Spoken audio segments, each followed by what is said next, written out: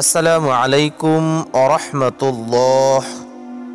সুপ্রিয় কোরআনের আলোর শ্রোতা মণ্ডলী, আশা করি আল্লাহর অশেষ মেহেরবানিতে সকলেই ভালো আছেন।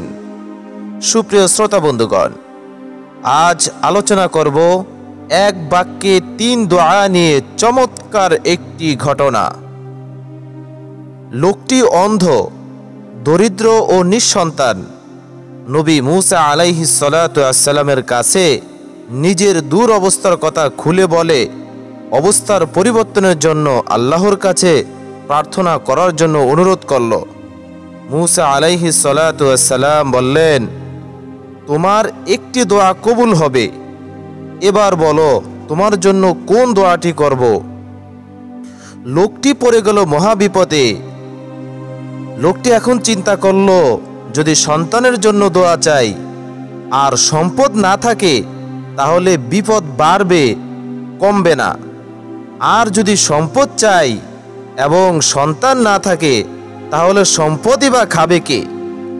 আর যদি চোখের জন্য দোয়া করাই তাহলে ভালো হওয়ার এবং নয়নাভিরাম চাকচিক্যময় দুনিয়া দেখে সন্তান সম্পদ না থাকায় অন্তর্জ্বালা আরও বেড়ে যাবে। তাই তিনি চিন্তা ভাবনা করার জন্য একটু সময় চেয়ে নিলেন।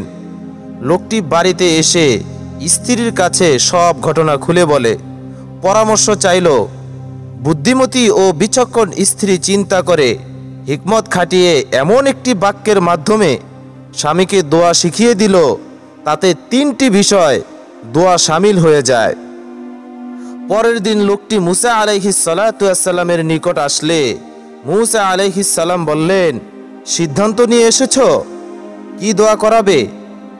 তো আমি আল্লাহর কাছে বলবো, আর নবীদের দোয়া বিফলে যায় না।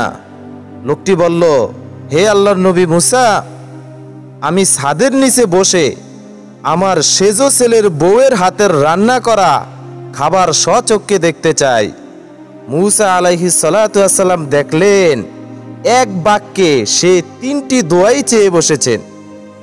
ছাদের নিচে বসে তার মানে দরিদ্রতা দূর হওয়া, মেজো ছেলের বউ তার মানে 3টি ছেলের সন্তানের দোয়া স্বচক্ষে, তার মানে চোখ ভালো হওয়ার দোয়া।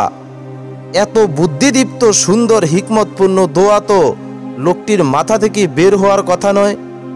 লোকটি বলল, হুজুর, আমি আপনার থেকে সময় চেয়ে নিয়ে আমার স্ত্রীর সাথে পরামর্শ করলে সে আমাকে এই বুদ্ধি দেয়।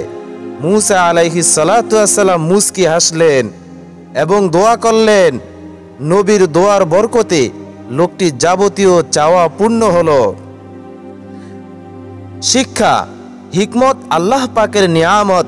হিকমত দ্বারা কঠিন কাজ ও সহজ হয়ে যায়। পাষাণের হৃদয়ও ঝড় তোলে। হিকমতে বন্ধ দরজা খুলে যায়। তাই নবীদেরকে হিকমতের মাধ্যমে আল্লাহ রাব্বুল আলামিন দাওয়াত দেওয়ার নির্দেশ দেওয়া হয়েছে। আসুন আমরা হিকমত অবলম্বন করি, ভয়কে জয় করি।